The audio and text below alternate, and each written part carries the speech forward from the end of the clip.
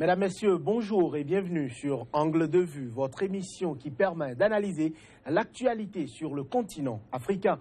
Deux sujets ont retenu ce jour notre attention. D'abord, l'Afrique du Sud, où la guerre au sein de l'ANC fait rage, une guerre ouverte depuis les scores très faibles au vu de ses standards habituels de l'ANC aux dernières municipales. Jackson Mutombo, principale personnalité chargée de la discipline de vote du parti au Parlement, a ni plus ni moins demandé ouvertement la démission du président. Les récentes accusations de fraude contre Pravin Gordhan, ministre des Finances soutenu par les milieux d'affaires, et la décision de Jacob Zuma de faire retirer son pays de la Cour pénale internationale sont autant d'éléments qui font penser à une fin de mandat des plus mouvementées pour le président de la nation. Arc-en-ciel, Afrique du Sud, crise à l'ANC, le début de la fin pour Jacob Zuma. La question sera posée ensuite. La Côte d'Ivoire, où Simone Gbagbo a refusé ce mardi de comparaître à son procès à Abidjan pour crime contre l'humanité. L'ex-première dame, sur le conseil de ses avocats, entend protester contre l'impossibilité de la Cour de faire témoigner certaines personnalités. Est-ce une stratégie de la part de ces conseils? Que demande-t-il concrètement? Cette requête est-elle valable? Côte d'Ivoire, refus de comparaître. L'ex-première dame Simone Gbagbo serait-elle victime d'un procès partial? Second débat du jour sur Angle de Vue. À nouveau, bonjour à toutes et à tous. Voici d'abord pour vous et préparé par la rédaction de SICA le point de l'actualité à travers le flash. La Gambie va se retirer de la Cour pénale internationale. C'est ce qu'a annoncé mardi soir son ministre de l'Information après des décisions similaires de deux autres pays africains, le Burundi et l'Afrique du Sud. Le ministre a accusé la CPI de persécution envers les Africains, en particulier leurs dirigeants, alors que selon lui, au moins 30 pays occidentaux ont commis des crimes de guerre depuis la création de ces juridictions sans être inquiétés. Au Burkina Faso, une commission d'enquête parlementaire consacrée à la gestion des titres miniers a recommandé des poursuites judiciaires pour corruption contre François Compaoré, frère cadet de l'ex-président Blaise Compaoré. C'est la première fois que François Compaoré, soupçonné d'être impliqué dans le dossier de l'assassinat du journaliste Norbert Zongo, est cité pour être poursuivi devant les tribunaux burkinabés. La justice angolaise va examiner un recours contre la nomination par le président José Eduardo dos Santos de sa fille Isabelle à la tête de la Sonangol, la compagnie pétrolière nationale, a affirmé ce mardi un porte-parole déplaidant. La loi dit que les agents publics ne doivent pas nommer ou permettre la nomination des membres de leur famille. La Cour suprême a donné 8 jours au président et à sa fille pour répondre à ce recours. Afrique du Sud, crise à l'ANC, le début de la fin pour Jacob Zuma. Le débat, on le lance après ceci.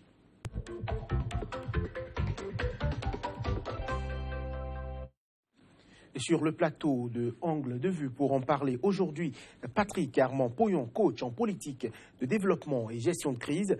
Coach, bon retour sur Angle de Vue. Merci. Face à vous, Maître Alain Oronla, avocat au barreau de Cotonou, au Bénin. Maître Oronla, bonjour et bienvenue. Bonjour. Bonjour Alès, merci. Bonjour coach. Maître Oronla, finalement, la crise à l'ANC ne cesse de s'intensifier depuis la relative déconvenue du parti au municipal d'août dernier. Vous avez intitulé le thème « Début de la fin » pour Jacob Zuma. C'était le début de la fin avant même le début, parce que le président Jacob Zuma était déjà empêtré et englué dans des affaires de corruption avant même son accession contestable à la tête de la République sud-africaine, et que tout son mandat, toute sa présence à la tête de l'Afrique du Sud controversée, parce que c'est corruption par-ci, corruption par-là, tentative d'intimidation, ce qui nous a conduit vers les résultats que l'ANC a connus aux dernières municipales.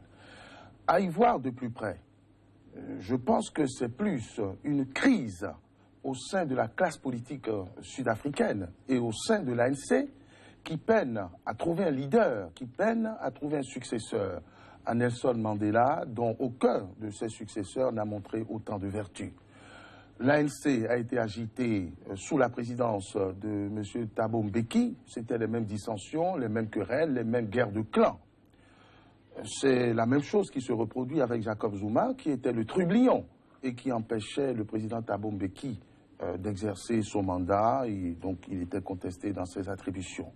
Ça veut dire très clairement que à part le ralliement autour de Nelson Mandela, dont la légitimité est fondée sur le combat qu'il a mené contre l'apartheid, et les 25 années de prison qui ont sans doute assagi le personnage, il semblerait que l'ANC soit en manque d'inspiration, n'ait plus de combat véritable, puisque nous avons lu, nous avons entendu de la bouche de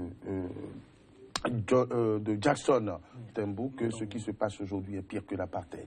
Je crois qu'il n'y a pas de cri de détresse et d'indignation plus grand et plus fort que de tels propos dans une république sud-africaine dont on dit qu'elle serait apaisée.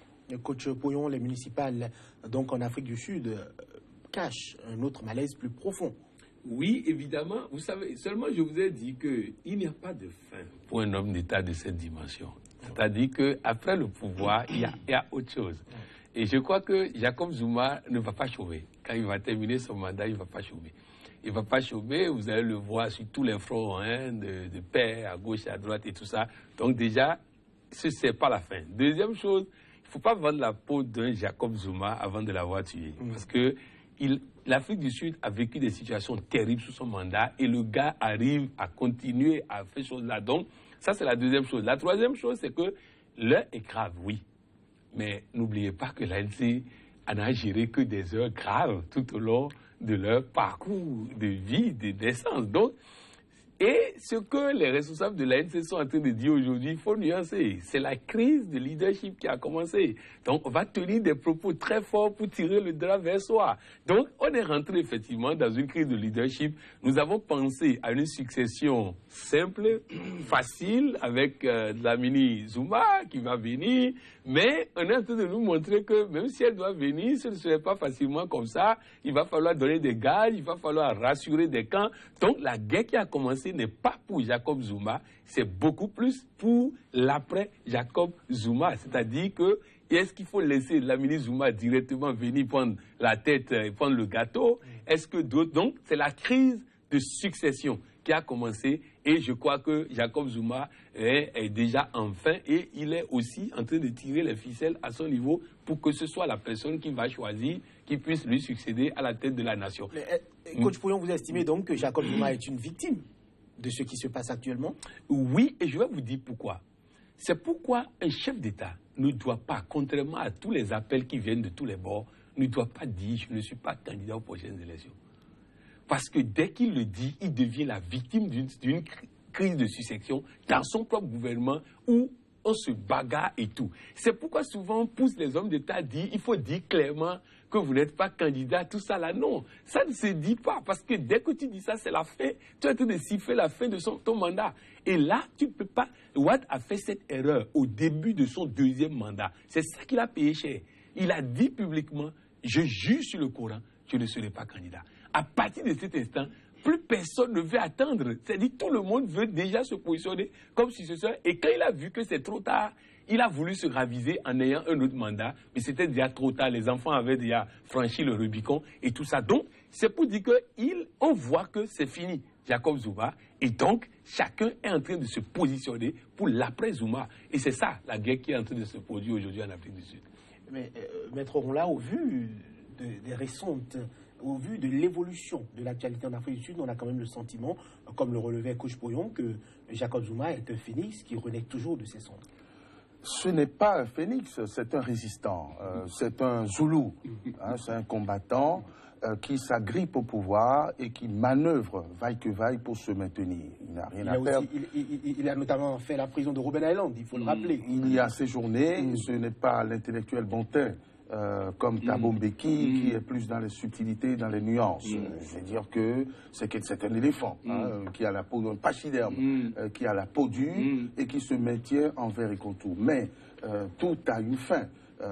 Je ne suis pas en train de contester l'avenir de Jacob Zuma, mais son avenir en tant que chef d'État ou ancien chef d'État respectable. Je pense que c'est quand même compromis pour qu'on en vienne à le contester. Et c'est vrai que la guerre de succession peut expliquer un certain nombre de choses, encore que n'étant plus candidat, on devrait chercher à être adoubé par lui. Non, le personnage est controversé parce que Ce qui a été le plus remarqué pendant l'exercice du pouvoir par Jacob Zuma, c'est les affaires. C'est les affaires de corruption, de pots de vin, de copinage, de prise illégale d'intérêt, c'est toujours ça. Un président en exercice qui est entendu par le Parlement, qui bloque la publication de rapports qu'il aurait mis en cause, dont on étale les liens suspects avec une famille qui tient quasiment toute l'économie du pays, ça fait beaucoup trop d'affaires qui auraient en principe dû amener Jacob Zuma à se mettre un peu en réserve. Mais il affronte la situation en guerrier zoulou au mépris des règles de vertu parce que ces faits ne sont pas toujours contestés, ne sont pas toujours contredits. Et aujourd'hui, l'alerte est donnée. Vous voyez, moi je pense que ce n'est pas une guerre de succession seulement à Jacob Zuma, c'est une guerre légitime de leadership qui a commencé déjà depuis la sortie du président Nelson Mandela et que l'ANC n'arrive pas à s'inventer. Alors, il y a ces affaires et il y a aussi les contestations d'ordre politique et de la politique économique.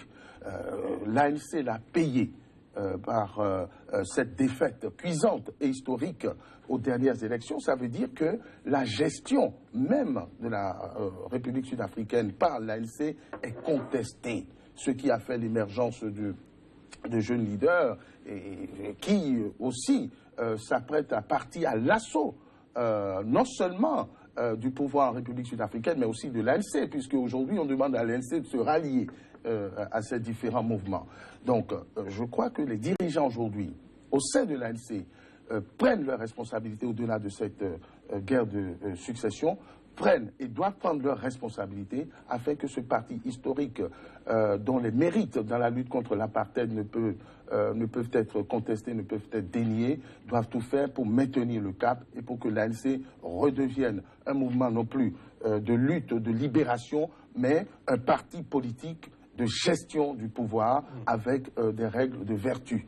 Monsieur Jackson Mutombo, la principale personnalité chargée de la discipline de vote de l'ANC au Parlement, a demandé la démission collégiale du directoire du parti, y compris de sa propre personne. Coach Pouyon, est-ce que ce serait une issue à la crise?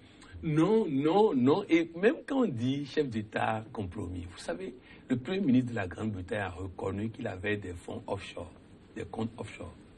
Et il s'est excusé et on n'en parle plus. En Afrique, on aurait fait des papiers là-dessus pendant un an. Hillary Clinton va être élue présidente des États-Unis. Suivez les débats. Il y a trop de flou. Il y a trop de dossiers cachés. Mais on n'en parle pas beaucoup. Mais nous, en Afrique, nous savons toujours développer le côté sombre, le côté sulfureux. Trouvez-moi un seul État dans le monde où il n'y a pas de dossier sulfureux. Prenez Sarkozy. Sa vie est remplie de procès. Certains disent même qu'il veut tout faire pour être président de nouveau, pour pouvoir cacher les procès. C'est pour dire, Jacob Zuma va quitter le pouvoir, je vous donne 2 ans, 3 ans, pour que tout ce qu'on appelle dossier sulfureux aujourd'hui soit oublié. Parce que c'est comme ça le monde fonctionne, l'Afrique principalement. Lorsque la personne est au pouvoir, il y a des projecteurs sur lui, on fouille tout, on vérifie tout, parce qu'on a dit cacher les dossiers. Ici, avec Maître Oula, on a parlé de Dakar, où il a caché les dossiers, où il ne veut pas que les rapports sortent. En Côte d'Ivoire, les dossiers sont cachés. Donc c'est pour dire que, en réalité, l'issue n'est pas une démission. Parce que quand vous démissionnez sans rien derrière, on laisse du désordre. Et c'est ce que le Premier ministre de la Grande-Bretagne a fait en partant comme ça, sur coup de tête, parce qu'il n'a pas gagné son référendum.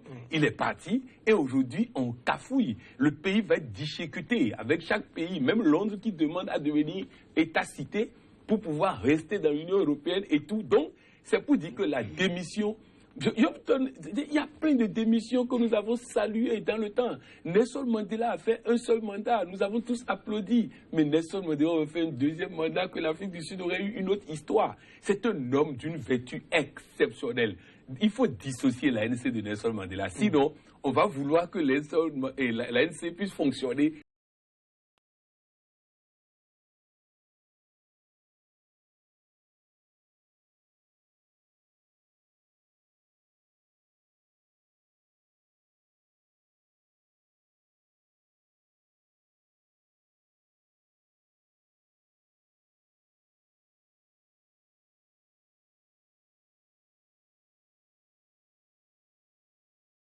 Alors, Ntambou a aussi critiqué les poursuites contre Pravin Gordhan. On va en parler, Maître Ronla. Il les juge motivés politiquement. Est-ce que vous partagez ce sentiment-là? Il est plus au cœur du système. Le ministre des Finances poursuivi pour fraude.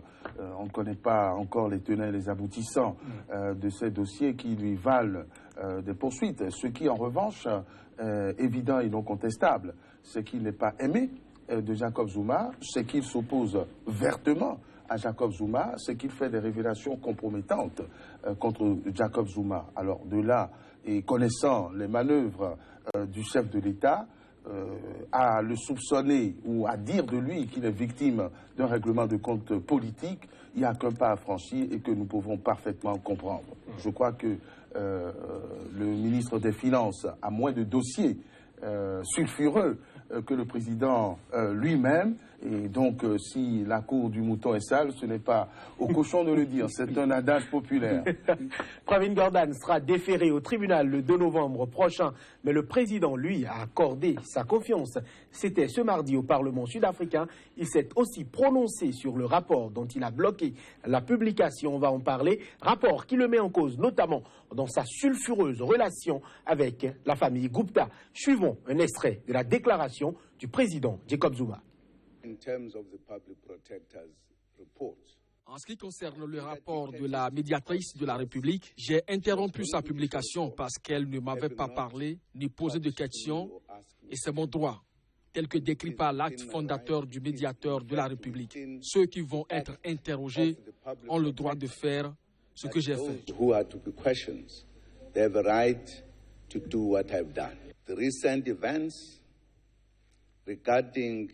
Les événements récents, en ce qui concerne les accusations formulées par le parquet contre le ministre des Finances, sont une source d'inquiétude pour nous tous, y compris la communauté des investisseurs. Against the Minister of Finance are a concern to all of us, including the investor community. As Cabinet, we have expressed au gouvernement, nous avons exprimé notre soutien entier au ministre tout en respectant l'indépendance de la procédure et du parquet.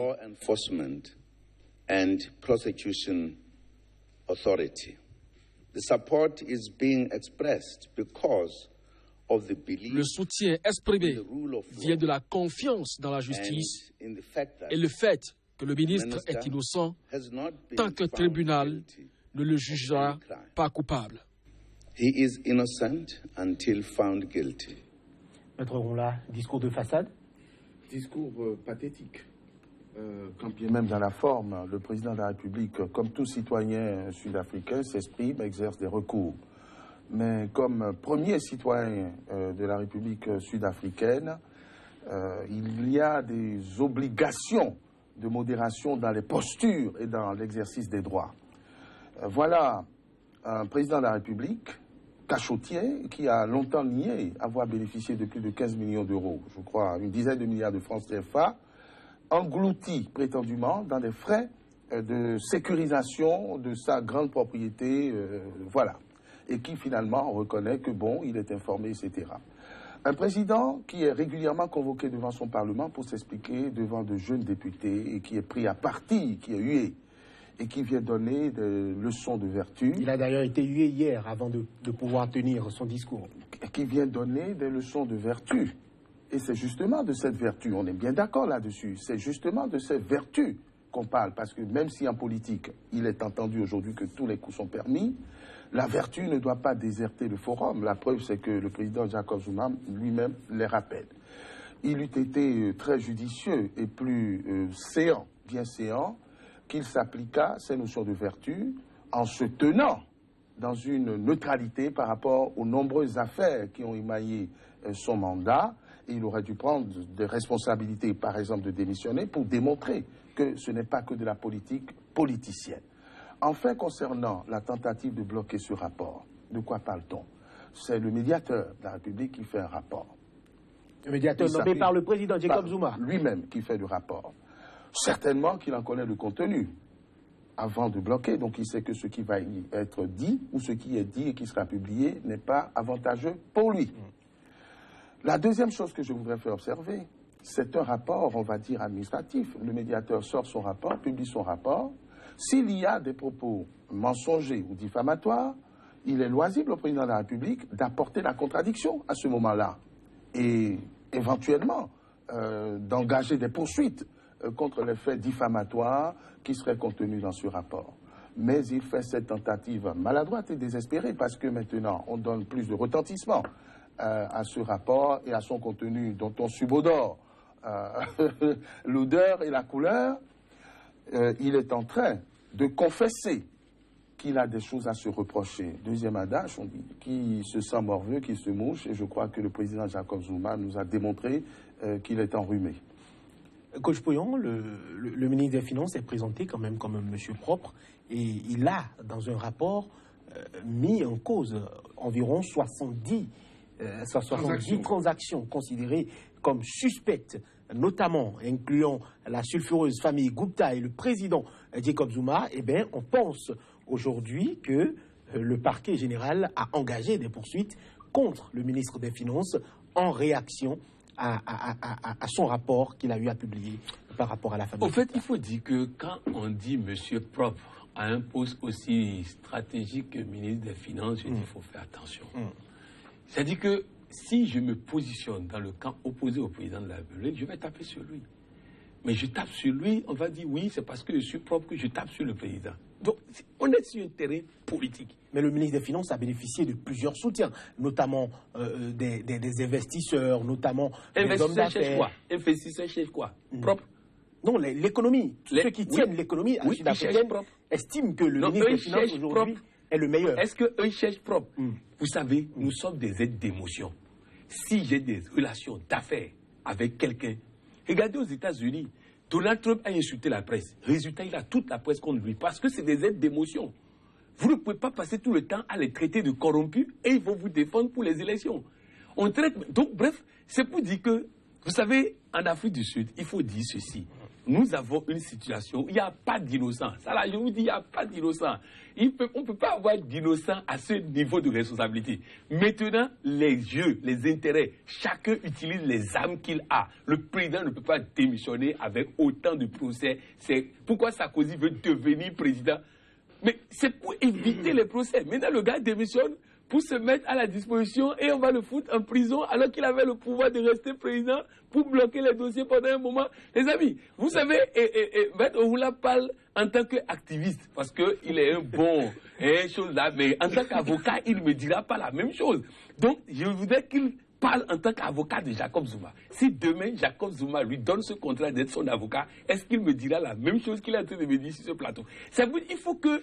Parce que pourquoi j'évite souvent de me positionner en tireur? Parce que on va faire des débats ici, on va changer de pays, où on va analyser les mêmes faits. Je ne veux pas changer de position parce qu'on aurait changé de pays. Je voudrais pouvoir dire ce que je vais dire de l'Afrique du Sud, dire la même chose sur les mêmes faits dans tous les pays. Donc ce que je dis, c'est-à-dire que gérer des États, je ne parle même pas d'États africains, gérer des États, les dossiers sont là. Maintenant, chacun, avec la complicité des avocats, arrive à étouffer. Regardez Dominique Strauss-Kahn.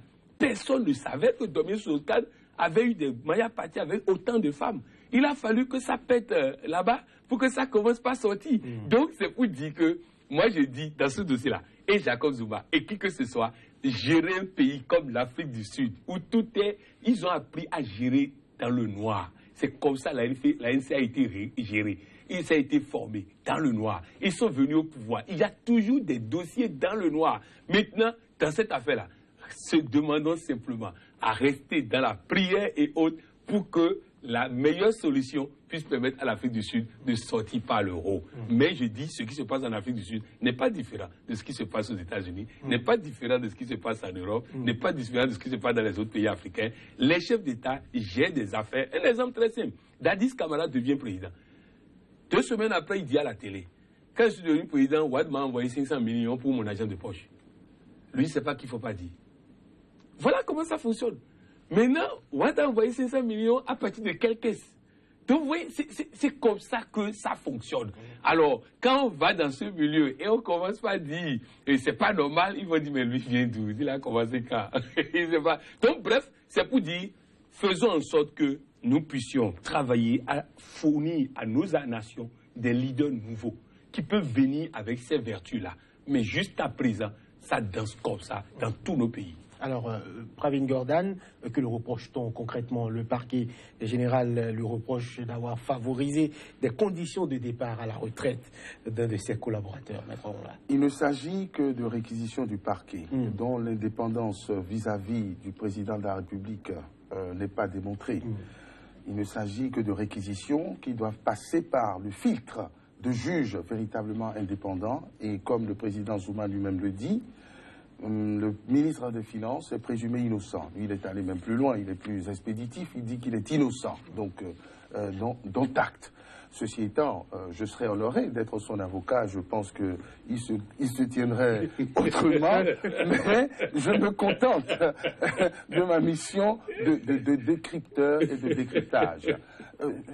C'est vrai que partout où il y a des hommes, il y a des risques de délinquance, il y a la tentation. Même dans les prières universelles, il y a la tentation et nous prions pour que Dieu nous délivre de la tentation. Je pense que si nous voulons des leaders consciencieux comme vous le souhaitez, comme nous aussi on le souhaite, c'est que nous devons dénoncer les travers et ne pas recopier ce que nous pensons qui se passe aux États-Unis, en Europe, etc. Encore que cela n'est pas vrai. La différence entre un État responsable et un État voyou, c'est qu'au moins il y a une apparence de légalité. Une apparence. Au moins. Une apparence. Je dis au moins. Au fait, c'est nous qui donnons plus d'importance à la chose et qui faussons l'apparence. C'est-à-dire, il n'arrivera pas en France que tous les Français se lèvent pour dire le pays est corrompu. Justement. Alors qu'on a atteint ce niveau de corruption sous Sarkozy. Donc, c'est pour dire que chez nous, c'est que nous voyons, nous sortons beaucoup plus les méfaits de nos dirigeants, alors que eux, on cache. Regardez, en Grande-Bretagne, c'est classé. On ne parle plus de compte offshore du Premier ministre. Oh, c'est grave en Europe que le Premier ministre puisse ouvrir un compte pour tromper le fisc. Et il s'est excusé, et puis incident clos. Il arrive à trop de flou. Non, coach, non seulement une apparence de légalité, ce qui est déjà important, c'est-à-dire qu'il y a une pédagogie par l'exemple, mais un refus de l'impunité. Tous les exemples que vous avez cités ont été pris en compte. Le président Sarkozy, vous avez vu sa popularité. C'est parce qu'on a compris qu'il était empêtré dans beaucoup d'affaires. Et les juges font leur office, il est poursuivi. Aujourd'hui, dépassé dans tous les sondages par Alain Juppé, notamment. Il y a beaucoup de non-lieux. Il est très loin de pouvoir briguer la par tout le monde. La justice n'est pas restée muette. Des actions sont menées et les dirigeants politiques s'en servent. Donc, c'est bien corrigé. Il y a des ministres qui ont commis la faute déontologique, parce que c'est même pas une faute pénale d'avoir des comptes. Il n'y a rien d'illégal que d'avoir un compte. Mais ça se trouve au Luxembourg, en Suisse, donc il y a des soupçons d'évasion fiscale. On les a contraints à la démission. Mais pas Cameroun. Ils ont vu... Pas Cameroun. Non, je vous parle. Vous avez pris les exemples en France, aux États-Unis, etc. Donc je réponds pays par pays. Ils ont vu leur carrière politique ruinée. Par exemple, un jeune homme qui aurait pu être président de la République française ou Premier ministre, Hervé Guémard, il a suffi qu'il se soit trompé dans l'attribution d'appartements familiales pour que ce monsieur qui était promu à un grand avenir par le président Chirac soit fini politiquement. Pareil aux États-Unis. Vous ne pouvez pas être candidat lorsqu'il y a un soupçon de scandale. Il y en a plein celui-là. Non, ce n'est pas vrai. Aucun président, aucun candidat n'a pu parvenir au sommet dès lors qu'on a établi qu'il était impliqué dans une affaire ou une autre. Non, celui-là, il y en a plein. Non, s'il vous plaît. Et même Bill Clinton, souvenez-vous que son deuxième mandat était totalement pourri pour une petite pipe. Donc, l'affaire Monica Lewinsky, plutôt. Je veux dire. Donc, en Afrique du Sud, on ne doit pas encourager les mauvais exemples. Et le poisson est déjà pourri dès l'origine. Puisque Nelson Mandela n'a pas vu son mandat émaillé de scandales. Il n'y a pas eu d'affaires sulfureuses, il n'y en a pas eu. Sous Thabo Mbeki, c'est Jacob Zuma qui a pris la tête de la fronde et a essayé de noyer Thabo Mbeki par une seule affaire de corruption qui a fini d'ailleurs par un non-lieu. Alors, ce n'est pas à lui aujourd'hui de chercher à donner des leçons de vertu. Messieurs, nous allons évoluer rapidement. Maître Ronla, Jacob Zuma a décidé de faire retirer l'Afrique du Sud de la Cour pénale internationale. C'est dans l'air du temps, c'est à la mode. Les pays africains sont les uns après les autres en train de mettre à exécution les menaces proférées lors du 26e sommet des chefs d'État de l'Union africaine. C'est bien regrettable parce que c'est une posture contraire aux droits de l'homme dont ils ne sont pas dépositaires. Et je pense qu'en la matière, il faudrait s'associer au cri d'alarme très raisonnable et rationnel donné par mon confrère Sidiki Kaba, qui demande que les choses soient revues, qu'on prenne en compte les reproches à tort ou à raison adressés à l'encontre de la CPI, c'est-à-dire qu'il faudrait effectivement revoir ce qui ne fonctionne pas, mais je tiens pour moi que c'est par simple et pure mauvaise foi que les chefs d'État africains qui sont dans cette logique sont en train de tourner le dos à la Cour pénale internationale, qui ne va que là où elle a vocation à être, c'est-à-dire les théâtres d'exaction, les crimes contre l'humanité, les crimes de guerre. Jamais la CPI ne s'est mêlée de la bonne ou de la mauvaise gouvernance. Jamais la CPI n'a ouvert une enquête pour détournement de deniers publics. Elle n'est allée que là où il y a des faits avérés de crimes de guerre, de crimes contre l'humanité, donc qu'on ne fasse pas un mauvais procès. Le coach Pouyon, la Gambie de Yaya Jammeh vient aussi d'annoncer son retrait de la Cour pénale internationale. Au fait, Jacob Zuma a fait un pas stratégique.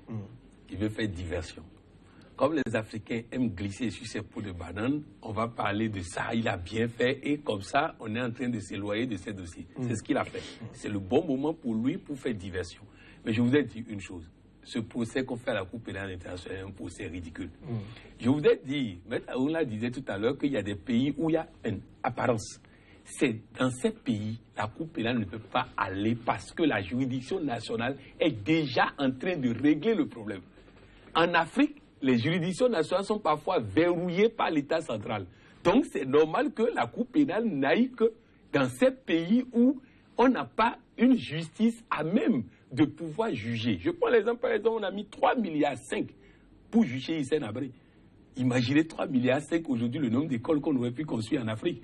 Or, la Cour pénale se portait volontaire pour juger ce genre de dossier en mettant les moyens et tout. Mais nous, par orgueil, nous avons refusé. Regardez le ridicule en Irak. On dit il faut que ce soit les Irakiens qui rentrent en premier sur les champs de combat, alors que l'ennemi est là, il faut l'abattre. Qui l'a abattu ne doit pas être le problème. Donc, bref, pour en revenir, Jacob Zuma a fait un pas stratégique qui marche d'ailleurs parce que les Africains vont commencer par dire il a bien fait. Et vous allez voir que c'est les dictateurs qui ne veulent pas être jugés eux-mêmes qui commencent par poser cet acte. Et c'est ridicule. Mais de toutes les façons, j'ai l'habitude de dire, on peut échapper à la justice des hommes, mais on ne peut pas échapper à la justice de Dieu. Messieurs, merci. Fin du premier débat sur Angle de Vue. Place au procès de l'ex-première dame de Côte d'Ivoire après un nouveau point de l'actualité. La Gambie va se retirer de la Cour pénale internationale. C'est ce qu'a annoncé mardi soir son ministre de l'Information après des décisions similaires de deux autres pays africains, le Burundi et l'Afrique du Sud. Le ministre a accusé la CPI de persécution envers les Africains, en particulier leurs dirigeants, alors que selon lui, au moins 30 pays occidentaux ont commis des crimes de guerre depuis la création de ces juridictions sans être inquiétés. Au Burkina Faso, une commission d'enquête parlementaire consacrée à la gestion des titres miniers a recommandé des poursuites judiciaires pour corruption contre François Compaoré, frère cadet de l'ex-président Blaise Compaoré. C'est la première fois que François Compaoré, soupçonné d'être impliqué dans le dossier de l'assassinat du journaliste Norbert Zongo, est cité pour être poursuivi devant les tribunaux burkinabés. La justice angolaise va examiner un recours contre la nomination par le président José Eduardo dos Santos de sa fille Isabelle à la tête de la Sonangol, la compagnie pétrolière nationale, a affirmé ce mardi un porte-parole déplaidant. La loi dit que les agents publics ne doivent pas nommer ou permettre la nomination des membres de leur famille. La Cour suprême a donné 8 jours au président et à sa fille pour répondre à ce recours. Côte d'Ivoire, refus de comparaître. L'ex-première dame Simone Gbagbo serait-elle victime d'un procès partial? On revient en parler juste après l'intermède.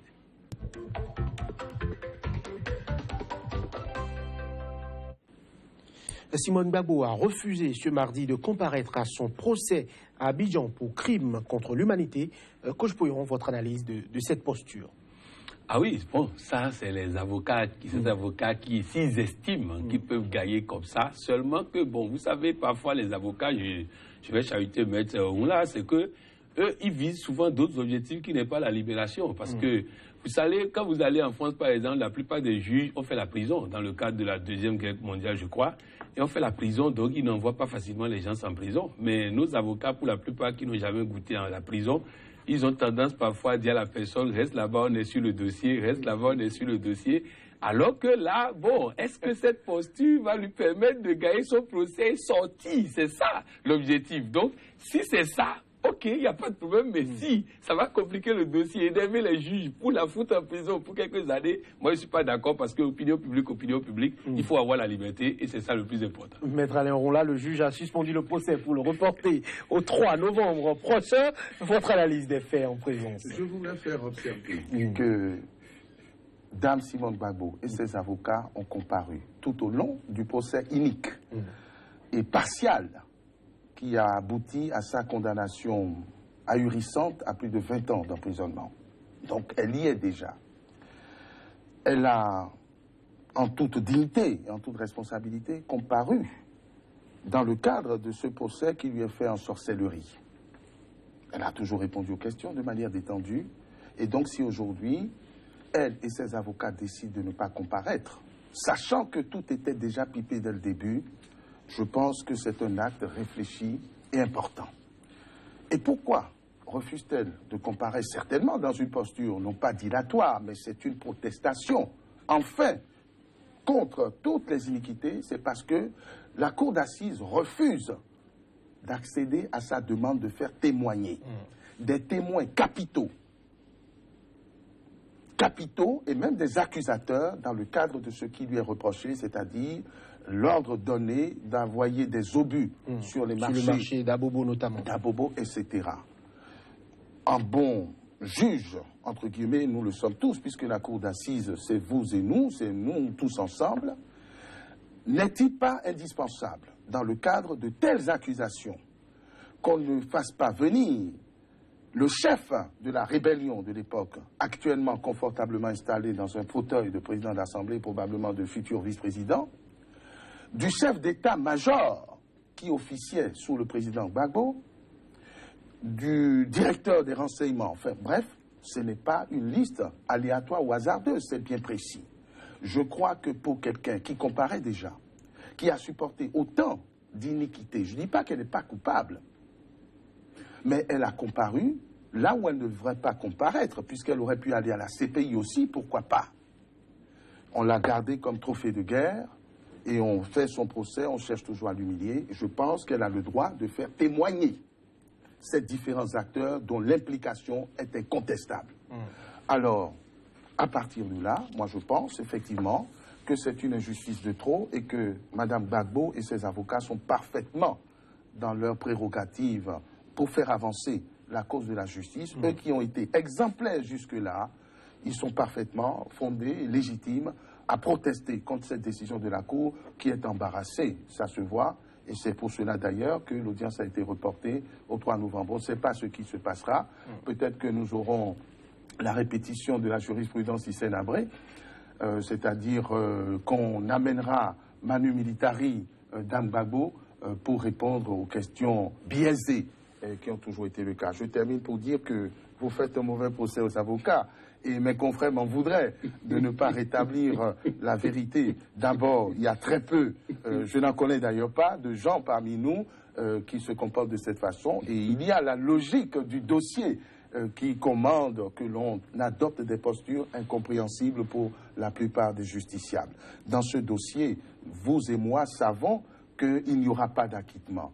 Nous savons qu'il y a déjà pendant 20 ans, alors une récréation d'une semaine qui pourrait servir d'élément détonateur d'une prise en conscience de l'iniquité de ce procès où les principaux acteurs sont aujourd'hui au pouvoir et que seul Dang Gbagbo est responsable de tous les massacres de la Côte d'Ivoire, je pense que c'est une attitude que nous devons saluer.